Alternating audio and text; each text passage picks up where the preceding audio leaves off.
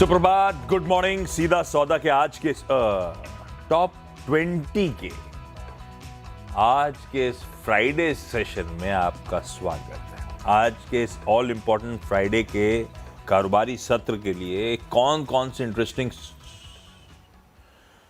Director साहब से जज्बाती हो गए हैं कि ग्लोबल, और वैसे हमारी इतनी है जितने नोट है इसी का इंतजार पूरे महीने रहता है हम लोग को। एक ग्लोबल क्यूज में डायरेक्टर अपने इमोशन क्यों डाल देते हो जब देखो तो?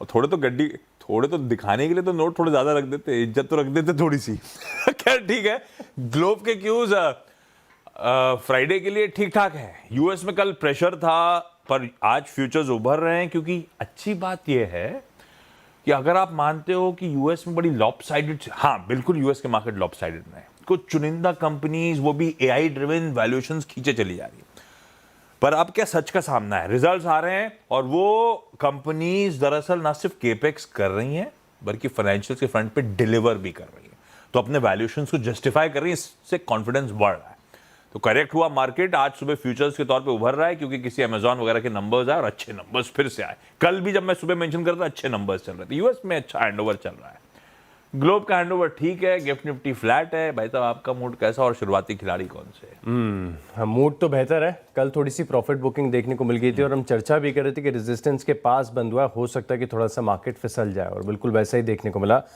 अब मूड माहौल की बात की जाए तो आज नजरें, वैसे तो कल रात एंकर लिस्ट, शायद इस आईपीओ के अलावा किसी एंकर लिस्ट का इतना बड़ा इंतजार देखने को नहीं मिला। कैसी रही? 11 बजे के करीब आई थी ऑलमोस्ट, और मैं तब तक कंटिन्यूस रिफ्रेश करके देख रहा था कि कब अपलोड होगी।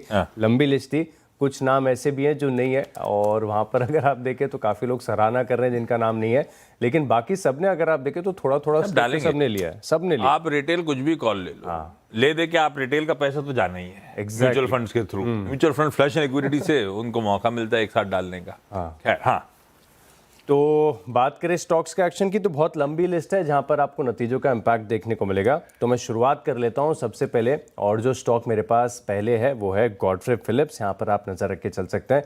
दरअसल आईटीसी में अगर आप देखें ना तो बहुत कुछ होता है समझने के लिए। आप स्टॉक कैसे रिएक्ट करेगा समझना काफ़ी बार डिफिकल्ट हो जाता है, लेकिन इसमें अगर आप एक लाइन देख लें, जैसे मिसाल के तौर पर आईटीसी की जो सिगरेट वॉल्यूम ग्रोथ है ये 6% की देखने को मिली है। जो एक्सपेक्टेशन थी वो 5 से लेकर 6% की थी, यानी अच्छी बिक्री जो ग्रोथ है यहाँ पर सिगरेट कारोबार में देखने को मिली है। तो इसी के चलते गॉडफ्रे फिलिप्स यहाँ पर एक इंडायरेक्ट इम्पैक्ट देखने को मिलेगा। बहुत ही high momentum, high beta stock है, जब भी चलता है बड़े मूव्स के साथ चलता है। अभी कुछ दिनों से सुस्त है, थोड़ा सा ऑफ हाइज भी हो चुका है, तो गॉडफ्रे फिलिप्स इस स्टॉक को तो ज़रूर अपनी लिस्ट में शामिल करेंगे। इसके अलावा अगर आप देखें तो मैक्रोटेक डेवलपर्स, जिसका पहले नाम था वही निकलता है लोडा डेवलपर्स, यहाँ पर आप नज़र रख के चल सकते हैं। तिमाही नतीजे यहाँ पर देखने को मिले, और दरअसल अगर आप देखें तो जो रियल एस्टेट कंपनीज़ हैं ये एबिटा, मार्जिन, रेवेन्यू, पैट, इनके ऊपर ज़्यादा रिएक्ट नहीं करती, ये चलती हैं प्री सेल्स के ऊपर और क्या टारगेट इन्होंने अचीव किए हैं। तो दरअसल अगर आप देखें तो ये बता रहे कि जो अभी तक की Q2 में सबसे बेस्ट एवर प्री सेल्स इन्होंने रिकॉर्ड किया है। और साथ में अगर आप देखें तो जो उन्होंने full year business development goal की जो गाइडेंस दी थी वो फर्स्ट हाफ में अचीव कर लिया, और आगे जाके कुछ और नए प्रोजेक्ट जो ऐड होंगे उससे एक फर्दर ग्रोथ यहाँ पर देखने को मिल सकती है। तो बढ़िया कॉमेंट्री, कॉन्फिडेंट मैनेजमेंट, अच्छे नंबर्स, मैक्रोटेक डेवलपर्स, लोडा डेवलपर्स, इस स्टॉक को रखेंगे इन ग्रीन। ओके। अच्छा, आज सुबह पिछले शो में मेंशन कर रहा था कि इंडिया इंक ने कोई डिसअपॉइंटमेंट नहीं दिया इस क्वार्टर में, बल्कि जो आप एक्सपेक्ट कर रहे थे या तो उसने परफॉर्म करके दिया या एक शेड बेहतर आउटकम आया है। अब कल शाम के बहुत सारे कंज्यूमर फेसिंग कंपनीज के नंबर्स आए, और एक ब्रेथ में ये तो कह सकता हूं अब भाव में क्या कैप्चर्ड है क्या नहीं है, स्टॉक कैसे रिएक्ट करेंगे वो अपनी जगह, लेकिन सबके लिए थम्स अप है। पहला आईटीसी, इंडियन टोबैको कंपनी। अब तो खैर सिर्फ टोबैको नहीं है, टोबैको से ज्यादा तो एफएमसीजी का थ्रस्ट है, और खैर बहुत कुछ है इसके बिजनेस फोल्ड्स में, और सब ब्रांड्स हैं जो इंडियन कंपनीज को मैं हाईलाइट कर रहा हूं। कोई आशीर्वाद, कोई सनफीड्स, कोई बिंगो, कैंडीमैन, सैवलॉन, है ना, और सिगरेट्स के ब्रांड्स अपनी जगह। अच्छा परफॉर्मेंस है। अब भाव में कितना कैप्चर्ड है वो अब अलग बात। सिगरेट वॉल्यूम्स 6% के, यही स्ट्रीट, बल्कि जो स्ट्रीट एक्सपेक्ट कर रहा था उसके अपर थ्रेशोल्ड पे आते हुए। एफएमसीजी के वॉल्यूम्स 7% पे आए, मार्जिन्स 32.8 से बढ़कर कह लीजिए 34.7, तो 190 बेसिस पॉइंट्स का मार्जिन्स में इंप्रूवमेंट है। स्ट्रीट का कह रहा था फ्लैट होंगे, 10-20 बेसिस पॉइंट मार्जिन गिर रहे होंगे, उसके सामने इस तरह का मार्जिन एक्सपेंशन है, अच्छा डिलीवर करा है, इन ग्रीन रखा है मैंने। यूनाइटेड स्पिरिट्स लिमिटेड, फ्राइडे है वो अपनी जगह, लेकिन कल बाजार बंद होने के बाद नंबर्स आए। हार्ड लिकर में मार्की ब्रांड्स, जॉनी वॉकर से लेकर मैकडॉवेल नंबर 1 तक, प्रीमियम से लेकर प्रेस्टीज तक, सब प्रेस्टीज से लेकर सब है, क्या कहते हैं पॉपुलर तक आए 12। अभी 1-2 दिन पहले यूबीएल मेंशन कर रहा था, नंबर्स खराब थे, एक्सपेक्टेशन। यूएसएल ने बड़ा पॉजिटिव सरप्राइज दिया, अच्छे नंबर्स लग रहे हैं, रेवेन्यूज 11-12% बढ़े। अब ये फोकस कर रहे हैं प्रेस्टीज एंड अबव, मतलब इनकी भाषा में, अपनी भाषा में कह लीजिए प्रीमियम पे। तो प्रीमियम का जो वॉल्यूम है वो 8% बढ़ा, पॉपुलर का वॉल्यूम 6% बढ़ा, इन लाइन। लेकिन प्रीमियम अहेड ऑफ एक्सपेक्टेशन था। ऐसा हुआ कि प्रीमियम ज्यादा बिका, तो इसका मतलब हुआ कि एबिटा परफॉर्मेंस अच्छा हो गया, इसका मतलब मार्जिन ने सरप्राइज कर दिया। तो मार्जिन जो है 17.7 वाले 20.8 पे 300 बेसिस पॉइंट्स का इंप्रूवमेंट। स्ट्रीट कह रहा था फ्लैट होंगे या 10-20 बेसिस पॉइंट बढ़ रहे होंगे, इस तरह से सब बढ़िया आंकड़ा है। अब वो क्या हुआ, बेटर प्रोडक्ट मिक्स हो गई, क्योंकि प्रेस्टीज साइड में ज्यादा बिक्री होती हुई नजर आई, और रॉ मटेरियल का एनवायरनमेंट इनके लिए कंड्यूसिव था। मुनाफा 36% बढ़ा, अच्छे लग रहे नंबर्स। आइए ब्रांड को आगे बढ़ाता हूं। जिलेट इंडिया, अब इसके लिए तो खैर जिलेट ही सबसे बड़ा ब्रांड है, अब उसमें मार्क 3 चले जाओ, प्रेस्टो चले जाओ, अच्छे लग रहे हैं इसके। हालांकि ये कंपनी, मुझे याद है जब पहली बार इस्तेमाल करा होगा स्कूल डेज में मैंने, जब घर वालों से मुंह छुपाना पड़ा था, मुझे अजीब सा दिख रहा था, तब से लेकर आज तक इसके सामने किसी का सिक्का चला ही नहीं है। ऐसे ही डोमिनेंस है इसकी, आज 20-30 साल डाउन द लाइन भी। गजब कंपनी है, और आय 4.25, और गजब कर रखा है। पहले 1 ब्लेड से करना पड़ता था, आजकल 5 ऐसे लगे रहते थे। गजब है। आय 4.25%, इबिटा 9%, मार्जिन में इंप्रूवमेंट 120 बेसिस पॉइंट, नतीजे अच्छे लग रहे हैं। मतलब डिसअपॉइंट किसी ने नहीं करा, ये मैं हाईलाइट कर रहा हूँ। पिडलाइट इंडस्ट्रीज चौथा मैंने भी डाल दिया। इसके ब्रांड भी क्या बात कर रहे हैं यार, फेविकॉल से लेकर फेविक्विक से लेकर डॉक्टर फिक्सेट, एमसील, एरल्डाइट, आय 10% बढ़ी। ये इनलाइन नंबर्स होंगे, लेकिन कोई कंप्लेंट नहीं है, इसीलिए मैं इसको भी ग्रीन लेके जाऊंगा। मार्जिन्स इंटैक्ट हैं, जबकि ये सब वो फेज में जब जीएसटी का कुछ खामियाजा भुगतना था, ट्रांजिशन फेज का। मार्जिन 10 बेसिस पॉइंट्स बढ़े, मुनाफा 8-9% बढ़ा है, सब बढ़िया है। मैंने 4 रख दिए एक साथ यार। अगले 2 कौन से? अगले 2 जो मेरे पास हैं, देखो लोडा डेवलपर्स तो मैंने बता दिया, इसके अलावा अगर आप देखें तो ओबरॉय रियलिटी, इसका भी चार्ट थोड़ा सा इंटरेस्टिंग लग रहा है, और यहाँ पर एक इम्पैक्ट देखने को मिल सकता है। वैसे इसके नतीजों का इम्पैक्ट काफ़ी हद तक अगर आप देखें तो जो क्वार्टरली अपडेट आया था इसके बाद फैक्टर इन हो गया था, लेकिन ये चार्ट अच्छा है, इसके चलते स्टॉक को मैं अपनी लिस्ट में शामिल करूंगा। अगर हो सकता है कि पूरा का पूरा रियलिटी पैक चल जाए तो स्टॉक में भी पुश थोड़ा सा मिल जाएगा। इसके अलावा अगर आप देखें तो 2 स्टॉक हैं, खबर एक ही मैं बता रहा हूँ। एक तो क्या है, बीएमएल और ड्रेजिंग कॉर्पोरेशन के बीच में एमओयू साइन हुआ है 350 करोड़ के, जिसमें कुछ ड्रेजिंग रिलेटेड एक्टिविटीज़ के चलते यहाँ पर एक कोलैबोरेशन देखने को मिला है। तो आप दोनों स्टॉक अपनी लिस्ट में शामिल करके रख सकते हैं। मैं ड्रेजिंग कॉर्पोरेशन बता रहा हूँ क्योंकि एक दिन पहले बड़ी मैसिव वॉल्यूम्स के साथ स्टॉक में खरीदारी देखने को मिली थी, ऑलमोस्ट 18% ऊपर बंद हुआ। तो या तो कुछ ना कुछ और बड़ा हो सकता है यहाँ पर, या फिर किसी को ये न्यूज़ ऑलरेडी पता थी जो 18% का बड़ा मूव, वो भी इतनी सिग्निफिकेंट वॉल्यूम्स के साथ आ गया। तो इन दोनों स्टॉक्स को अपनी लिस्ट में शामिल करेंगे। अच्छा, अब इस कड़ी के लास्ट 2 जो हैं अगले, एक और ब्रांड वाली एलटी फूड्स, जो दावत सबसे प्रोमिनेंट हो गया, बाकी तो जो भी है बहुत सारे। आय में 31-32% का जंप, इबिटा 35% का जंप, मार्जिन 10.9 से 11.2, 30-40 बेसिस पॉइंट्स का इंप्रूवमेंट। नंबर्स इसके भी अच्छे हैं, ग्रीन कर दिया।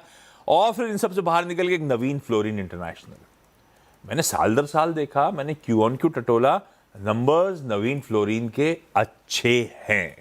20% का एबिटा मार्जिन साल दर साल बढ़ के 32-33% पे आया। अब तो केपेक्स का अनाउंसमेंट भी सामने आ गया है, मैं इसको ग्रीन लेके जा रहा हूँ। अगले 2 अगले जो 2 स्टॉक में हैं वो एक तो वेल्सपन कॉर्पोरेशन है, यहाँ पर भी अच्छे नंबर्स है, बढ़िया नंबर्स हैं, और हर लिहाज से बढ़िया नंबर्स हैं। 400 से 591 करोड़ का हो गया है एबिटा, मार्जिन जो 12% के थे बढ़कर 14% हो गए हैं, मुनाफा 283 से 444 करोड़, सबसे बेहतर नंबर है, रडार पर रखेंगे।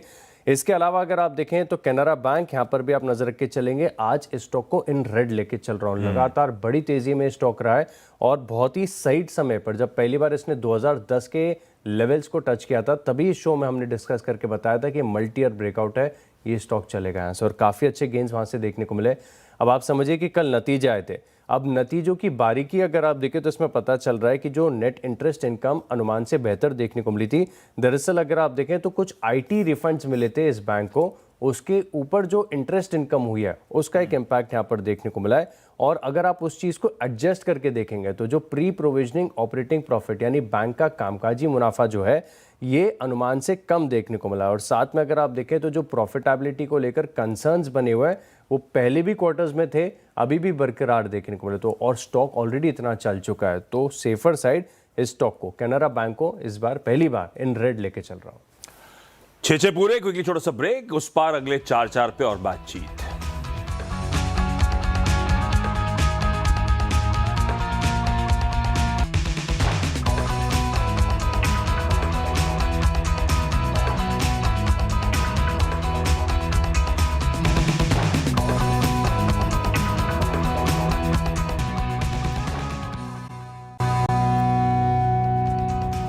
चलिए ब्रेक के बाद आपका स्वागत है और अगले 4 स्टॉक्स पर बात कर लेते हैं। और हुडको, ये चार्ट ऐसा है जिसे इग्नोर नहीं कर सकते आप, इसे अपनी वॉच लिस्ट में आपको शामिल ही करना पड़ेगा। आप पिछले 2 दिनों का प्राइस एक्शन देखिए और मैं समझता हूँ कि हर टेक्निकल एनालिस्ट ने एक बार तो इसका चार्ट जरूर देखा होगा, डिस्कस किया होगा। यहाँ पर आप नजर रख के चलेंगे, लेकिन साथ में सिप्ला भी है। अच्छा, सिप्ला भी मैं बता देता हूँ। और सिप्ला में दरअसल अगर आप देखें तो यहाँ पर रिपोर्ट्स आई हैं, डे 2 का एक्शन आपको देखने को मिलेगा। अब दूसरे दिन अगर आप देखें तो ब्रोकरेजेस बता रहे कि जो मार्जिन की गाइडेंस है इसे थोड़ी सी कम की गई है, और साथ में FY25 से लेके 28 तक जो EPS CAGR ब्रोकरेजेस बिल्ड करके चल रही हैं सिर्फ 1% का, बड़ी डिसअपॉइंटिंग ग्रोथ यहाँ पर देखने को मिल रही है। अब सेकंड हाफ में थोड़ी सी रिवाइवल की उम्मीद है, लेकिन अब तक का जो परफॉर्मेंस और ट्रैक रिकॉर्ड है ये कहीं पर भी अगर आप देखें तो सही नहीं लग रहा है। इसी के चलते मॉर्गन स्टैनली अंडरवेट की रेटिंग दे रहे हैं, टारगेट खैर इनका काफ़ी नीचे है, 1396 रुपये के आसपास का है। तो सिप्ला भी एक ऐसा स्टॉक है जिसे डे 2 का एक्शन देखने को मिलेगा। और साथ में हुडको के बारे में भी हम बात कर रहे थे पहले। अब हुडको का चार्ट अगर आप देखेंगे तो ऑलमोस्ट डेली चार्ट पर, बिल्कुल परफेक्ट तो नहीं है लेकिन काफ़ी हद तक सिमिलर है एक कप एंड हैंडल स्ट्रक्चर जैसे। तो इसी के चलते मैं मान रहा हूँ कि स्टॉक में अगर आज मार्केट में तेजी आती है तो दोबारा एक्शन देखने को मिलेगा। इस स्टॉक को भी इन ग्रीन लिस्ट में शामिल करें। BEL 732 करोड़ का ऑर्डर मिला है, इन ग्रीन करा। एमतार 264 करोड़ का ऑर्डर मिला। हालांकि ये स्टॉक का चार्ट लंबा उठाइएगा, ये अननोटिस चला गया, गजब तेजी में, थोड़ा सा कॉशियस रहिएगा। ऑर्डर मिला है। बंधन बैंक के इंटरनल्स भी और नंबर कमजोरी दिख रहे हैं, एसिड क्वालिटी भी डिटोरिएट हो रही है, NII कमजोर पड़ रहा है, खराब नंबर लगे। ऐसी मणप्पुरम फाइनेंस को मैं वॉच लिस्ट पे रखा ही हुआ हूं, जब से गोल्ड करेक्ट हुआ है, नंबर भी थोड़े से फीके हैं, इसलिए ये 2 लास्ट में जाते आते लाल। बची कौन सी टीम में बची? आखिरी जो 2 स्टॉक है मेरे पास, एक TCS है। इसमें दरअसल अगर आप देखें तो जेफरीज की तरफ से एक नोट आया जहां पर ये बता रहे हैं कि अपनी डेटा सेंटर कैपेबिलिटीज़ को ये लगातार डाइवर्सिफाई करते हैं। हालांकि अगर आप देखें तो इसमें पीक ऑपरेशंस पर भी जो रेवेन्यू का कंट्रीब्यूशन होगा सिर्फ 3% होगा, और जो IRRs ये हासिल कर पाएंगे 5 से लेकर 10% के, जो कि बाकी के कंपैरेटिवली, क्योंकि TCS एक IT कंपनी है, इसके मुकाबले उसकी प्रोफाइल से उतने मैच नहीं होंगे। लेकिन अगर ये स्केल अप होता है तो ये पॉजिटिव हो सकता है। तो TCS खबरों के बीच में अच्छी रिपोर्ट के चलते वॉच लिस्ट में तो एक बार ऐड करेंगे, कुछ नेगेटिव नहीं है बड़ा, तो इसके लिए इन ग्रीन लेके चल रहा हूँ। और अंत में IFB इंडस्ट्रीज, ये भी स्टॉक अगर आप देखें तो काफ़ी अच्छे नंबर्स दे रहा है। अब मैं इसको लिस्ट में इसके लिए शामिल कर रहा हूँ क्योंकि क्वार्टरली लिहाज से अगर आप देखें तो highest ever revenue, highest ever EBITDA और हाईएस्ट एवर पैट देखने को मिला है। और जो मार्जिन्स हैं ये भी 5% से बढ़कर 7% हो गए। इस स्टॉक को इन ग्रीन लेके चलेंगे। ब्रेक, उस पार टीम्स का quick wrap up.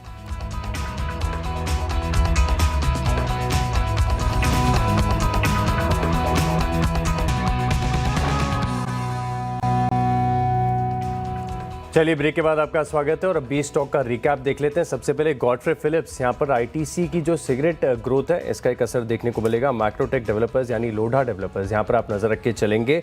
Oberoi realty, dredging corporation, Welspun corporation के नंबर्स काफ़ी बढ़िया है। कैनरा बैंक में डे 2 का एक्शन नजर आएगा, कुछ ब्रोकरेज हाउस की नेगेटिव रिपोर्ट्स हैं।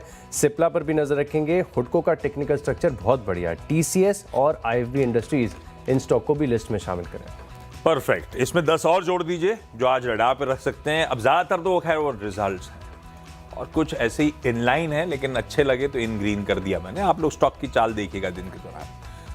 ITC, United Spirits, Gillette India, Pidilite Industries, even LT Foods, सारे consumer facing companies in green करी, सबके नंबर्स आए। नवीन फ्लोरीन, बीईएल, एमतार भी इन ग्रीन। कोई बंधन और मणपुरम थोड़ा सा कॉशियस से या फिर कह लीजिए लाल रख के चल रहा हूं आज के सेशन के